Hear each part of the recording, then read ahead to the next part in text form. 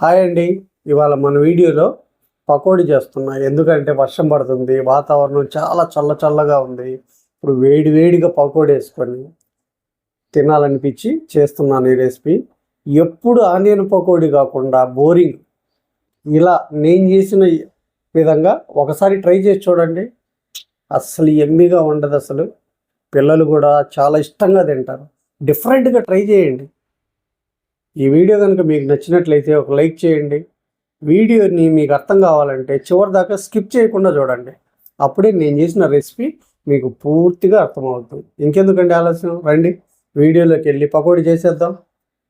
ఇప్పుడు spring onion pakodi. మనము ఇలా స్ప్రింగ్ ఆనియన్స్ని నైస్గా ఇలా కట్ చేసుకున్నాము. దీంట్లో ఒక 5 పచ్చిమిర్చి ఇలా సన్నగా తరిగి వేసేసుకుందాం. అలాగే 1 ఇంచు అల్లం కూడా వేసేసుకుందాం. ఇందులో సన్నగా తరిగిన కరివేపాకు కూడా వేసుకుందాం. ఈ స్ప్రింగ్ ఆనియన్స్కి కొద్దిగా ఉల్లిపాయ యాడ్ చేద్దాం. కొద్దిగా ఉల్లిపాయ వేసుకుందాం ఇలా పల్చగా తరిగేసి. ఇప్పుడు దీంట్లో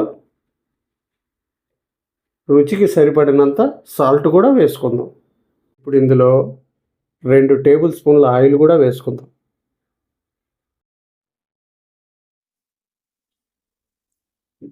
ఇప్పుడు ఒకసారి వీటన్నిటిని ఈ సాల్ట్ ముక్కలకి పట్టేటట్టు బాగా కలుపుకుందాం.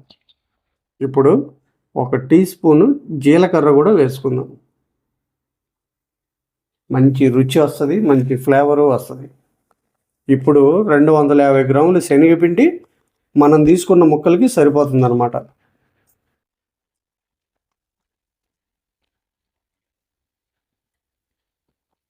ఇప్పుడు ఈ మొత్తాన్ని బాగా కలుపుకుందాం. కొద్దిగా రవ్వంత, ఎక్కువ లేకుండా కొద్దిగా వాటర్ వేసుకుందాం. చూసారు కదా, కొద్దిగా అంటే కొద్దిగా. మన ఈ స్ప్రింగ్ ఆనియన్స్లో వీటిలో ఉన్న వాటరే సరిపోతుంది. కొద్దిగా వేసుకున్నాం అనుకోండి, మనకు పకోడీ బాగా వస్తుందన్నమాట.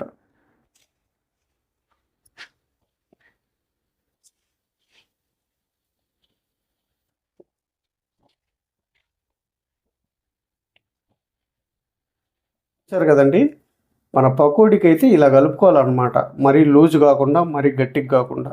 అప్పుడే మన పకోడీ మంచి టేస్ట్ వస్తుంది, మంచి కలర్ వస్తుంది, చక్కగా ఫ్రై అవుతుంది. చూసారు కదండి, మన స్ప్రింగ్ ఆనియన్ పకోడీ అయితే అబ్బో ఎమ్మీగా ఉంది. ఇలా మంచి గోల్డ్ కలర్లో తీసేసుకోవాలి.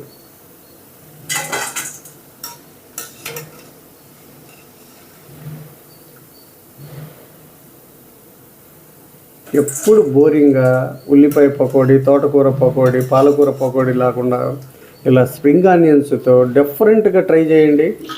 ఈ మిగిలిన పకోడీ కూడా వేసుకుందామండి. మనం పకోడీ వేసుకునేటప్పుడు ఎప్పుడైనా స్టవ్ని మీడియం ఫ్లేమ్లో పెట్టుకొని పూర్తిగా కాలేంత వరకు కూడా మీడియం ఫ్లేమ్లోనే పెట్టుకోవాలి. అప్పుడే మన పకోడీ లోపల నుంచి పైదాకా చక్కగా ఫ్రై అవుతుందన్నమాట.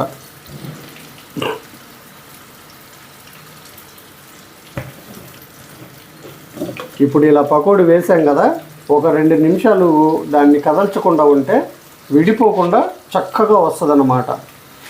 2 నిమిషాల తర్వాత ఇలా కిందికి పైకి తిప్పుతూ మన పకోడీని అలా మెల్లిగా కలుపుతూ ఫ్రై చేసుకోవాలి. 2 నిమిషాలు అయిపోయిందండి.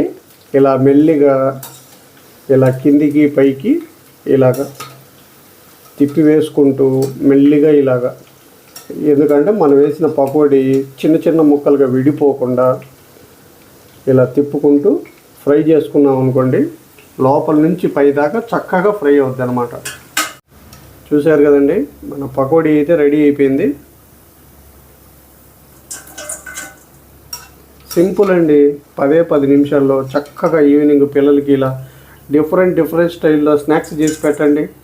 వాళ్ళు కూడా బోరింగ్గా ఫీల్ అవ్వకుండా చక్కగా తింటారు. చూడండి, ఎమ్మిగా ఉంది పకోడీ. బా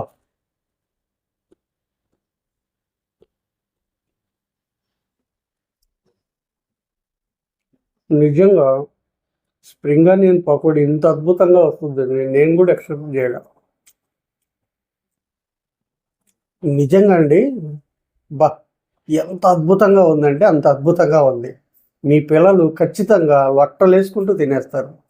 స్ప్రింగ్ ఆనియన్ పకోడీ 10 డేస్ ఉంటుందండి నాకు తెలిసి. పక్కాగా ఉంటుంది. మీకు ఏ ఇబ్బంది లేదు. హాయిగా 10 నిమిషాల్లో రెడీ చేసుకోవచ్చు. పిల్లలు వస్తానే వేడి వేడిగా వేసి పెడితే అసలు 10 రోజులు అంటాం కానీ ఏడనిస్తారు పిల్లలు. మొత్తం లొట్టలేసుకుంటూ ఖాళీ చేసేస్తారు మీరేం చేసినా కూడా. అంత అద్భుతంగా ఉంది. చూశారు కదా, మీరు కూడా ఒకసారి నాలాగా డిఫరెంట్గా ట్రై చేయండి. ఈ వీడియో కనుక మీకు నచ్చినట్లయితే ఒక లైక్ చేయండి, షేర్ చేయండి, మన ఛానల్ని సబ్స్క్రైబ్ చేసుకోండి. రేపు ఇంకో మంచి వీడియోతో మళ్ళీ మీ ముందుకు వస్తాను.